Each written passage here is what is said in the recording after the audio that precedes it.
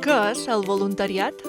El voluntariat és una forma de participar en la societat que ens envolta, amb la finalitat de transformar-la i millorar el nostre entorn. Les accions de voluntariat són altruistes i solidàries i tenen una realització lliure i voluntària.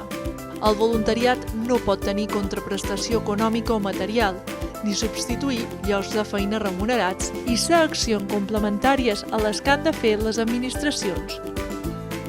Aquest voluntariat es realitzarà dins una entitat de voluntariat, a partir del compromís de la persona voluntària amb la finalitat de l'entitat, que garantirà l'eficiència, la durada i la coordinació per realitzar una millor actuació.